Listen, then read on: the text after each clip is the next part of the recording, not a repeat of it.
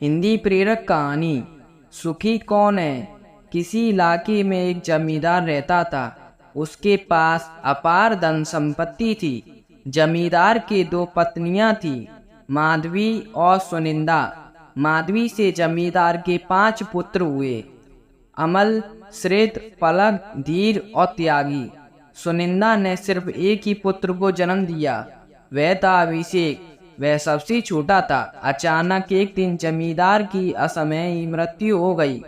उसकी मृत्यु के बाद माधवी के 5 पुत्रों ने मिलकर सुनिंदा और अभिषेक दोनों माँ बेटों को एक दिन घर से जबरदस्ती बाहर निकाल दिया।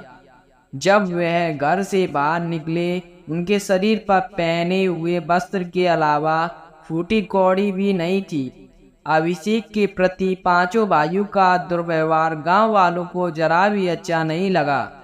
उसका हक दिलाने के लिए उन लोगों ने भरपूर कोशिश की, लेकिन वे सफल नहीं हो सके। 5 भाइयों ने अभिषेक को 1 इंच भी जमीन देना स्वीकार नहीं किया।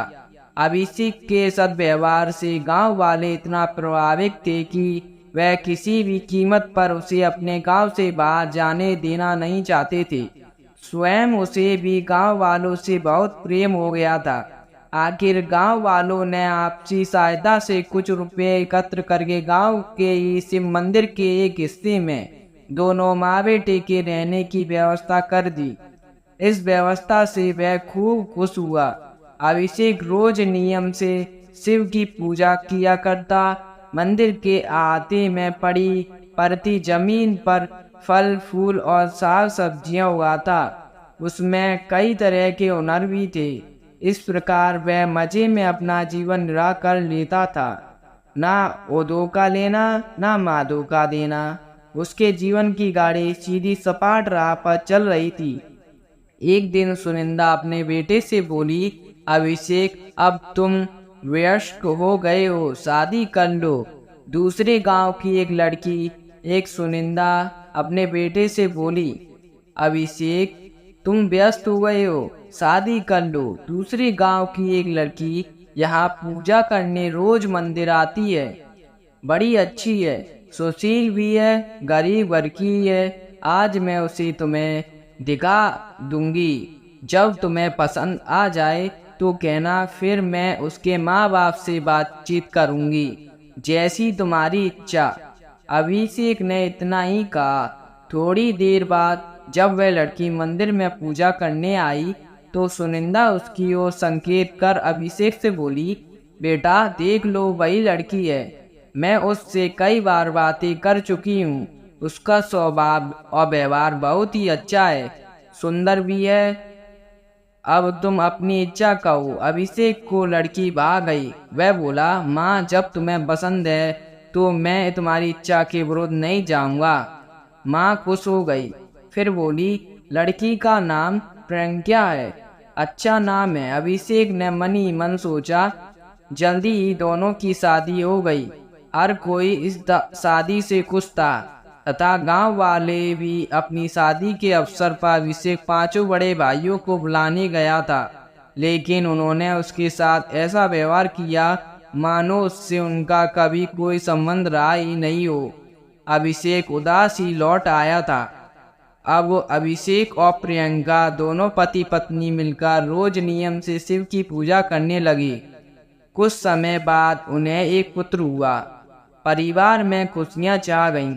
अपने पुत्र के जन्मोत्सव के अवसर पर अभिषेक फिर अपने 5 भाइयों को बुलाने गया। भाइयों से भी अब आने के लिए आग्रह किया, लेकिन सबने उसे अपेक्षा तिरस्कार की दृष्टि से ही देखा। किसी ने सीधे ढंग से उससे बात भी नहीं की। एक अजीब कुड़वाहट लेकर वह घर लौटा। घर आकर अभिषेक ने सारी बात माँ को बता दी। माँ ने उसे समझाया, बेटा, वे अमीर हैं, हम गरीब हैं। अमीर लोग गरीब के घर जाना पसंद नहीं करते हैं। जब तुम भी उनके जैसे अमीर हो जाएंगे तो वे जरूर तुम्हारे यहाँ आएंगे।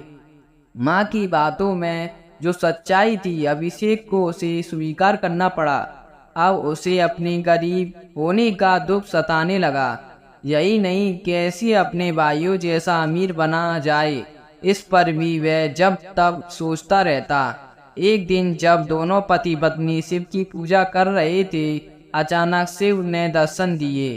वह बोले, बस मैं तुमसे खुश हूँ, जो चाहो मांग लो। अभिषेक खुश हो बोला, भगवान मैं अपने सबसे बड़े भाई अमन की तरह सुखी होना चाहता हूँ। वह अल्पायु है, यदि तुम उस जैसा सुखी होना चाहते हो तो तुम्हारी आयु भी क्षीण हो जाएगी। कहो स्वीकार है? फिर मुझे श्रित भाई जैसा सुखी बना दीजिए। उसे अपने जीवन के अंतिम 10 वर्षों में काफी शारीरिक यातना सहनी पड़ेगी। बोलो मंजूर है? अच्छा तो मुझे पलक भाई जैसा बना दीजिए। अपने जीवन काल में ही उसके सभी पुत्रों की मृत्यु हो जाएगी। उसे पुत्र शोक की पीड़ा सहनी पड़ेगी। पसंद है? फिर मैं धीरे भैया जैसा सुखी बनना चाहूँगा।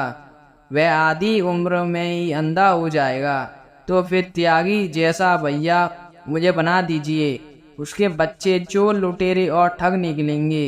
वह धन के लोभ में अपने पिता की हत्या कर देंगे। नहीं, अब मुझे कुछ नहीं चाहिए। मैं जैसा हूँ वैसा ही सुखी हूँ, बहुत सुखी हूँ। अभिषेक खूब सोच विचार कर हाथ जोड़कर बोला, तुम्हारे इस संतोष भाव से मैं और भी खुश हूँ। भगवान शिव बोले, जाओ, तुम्हारे पुत्र बहुत तेजस्वी हैं, काफी यश अर्जित करेंगे। इसके यश की सुगंध संपूर्ण संसार में फैलेगी, तुम्हारा नाम रोशन करेंगे। इतना कहकर शिव अंतर्ध्याय हो गए। दोनों पति पत्नी खुशी से पुलकित हो उठे। दोस्तों, आपको हमारी स्टोरी कैसी लगी? आप हमें कमेंट करके जरूर बताएं और जाते आते हमारे चैनल को लाइक एंड सब्सक्राइब करें। धन्यवाद। फटाक से दबा दो यार।